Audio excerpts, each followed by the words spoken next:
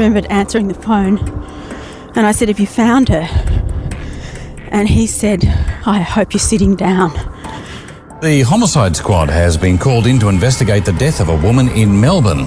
The 24-year-old's body was discovered last night on the ground floor of a St Kilda Road apartment building. No, she didn't get justice by the system because the finding was a complete dud. It was a farce. It wasn't just like this sadness of, oh, Phoebe has killed herself.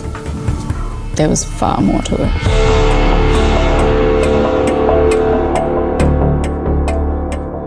So, Richard, it's been about 18 months since the last episode of Phoebe's Fall came out, but something big's happened, and we wanted to tell you about it. So, what has happened?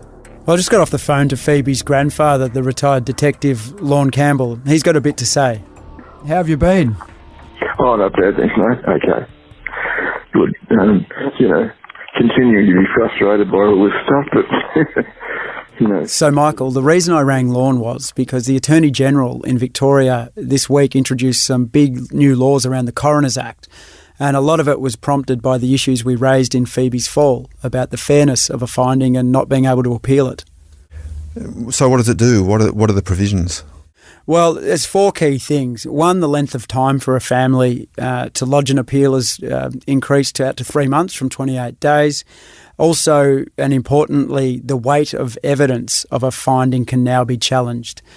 So that means if you can point to a coroner making an error in law, but also say that meant that the wrong weight was applied to evidence, that can be a pathway to a challenge. So the weight of evidence in Phoebe's case is really important because Coroner White found that she died as a tragic accident when his own counsel assisting submitted that it was an open finding, meaning that foul play or suicide couldn't be ruled out either. So what are the other two changes to the law? One of them is very simple. It is that families will be now able to apply to a coroner to change the wordings in some findings. So it's not changing the actual finding or the reason for a finding, but if some words have been used or there's been some errors in describing things that don't sit comfortably with the family, they can go in and now apply to have that changed. So the final record better reflects their sentiments about their lost loved one. So that's pretty simple. And the other big change, and this is a really important one, is there'd been some legal limbo in Victoria. So if you wanted to reopen an inquest on new evidence, but a finding had been made under an old Coroners Act from, say, the 50s or the 1980s, there was a real question mark over whether or not the coroner had power to go in and change things under old acts. And the Supreme Court had also ruled that it didn't have the power.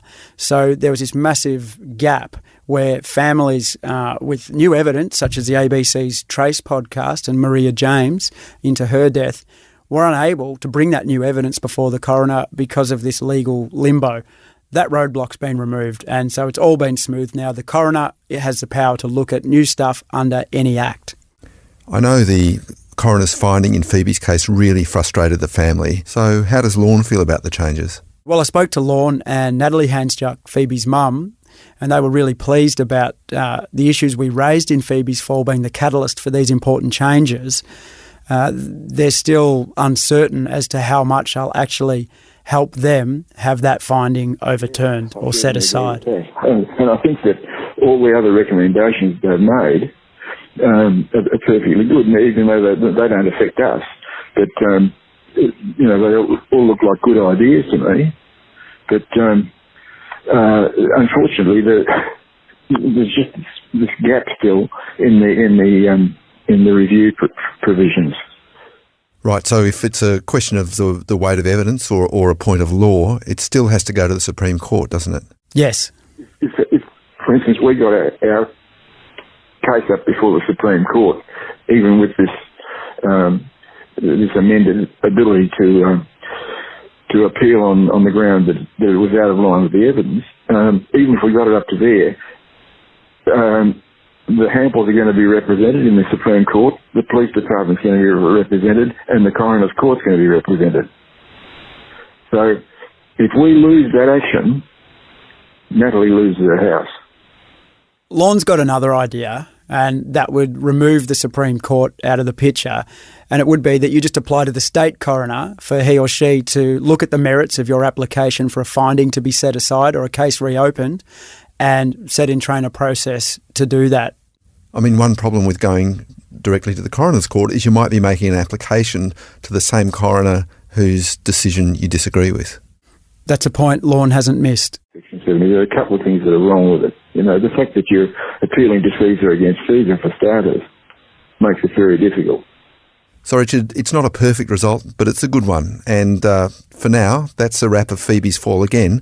But while we're talking about podcasts, you've got another really exciting project coming up. Yes, this one is another 6-part podcast at this stage, and it takes place far, far away from Melbourne, up in the Kimberley in the far northwest of Australia. So stay tuned, because we're going to have our promo out really soon. That's great, Richard. I'm really looking forward to it. If you found any of the material in this podcast disturbing, you can call Lifeline or Beyond Blue if you're in Australia, or your local crisis service. Phoebe's Fall is presented by Richard Baker and Michael Batchelard, with additional reporting by Nick McKenzie. Production by Tom McKendrick and Tim Young. The consulting producers are Julie Pizzetti and Siobhan McHugh.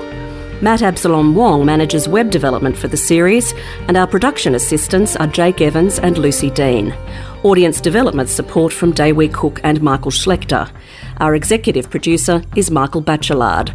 You can see extra features for this series at theage.com.au/Phoebe's Fall, and while you're there, subscribe to The Age or the Sydney Morning Herald for access to the best investigations, news exclusives, commentary and more. To sign up, go to theage.com.au or smh.com.au and click subscribe.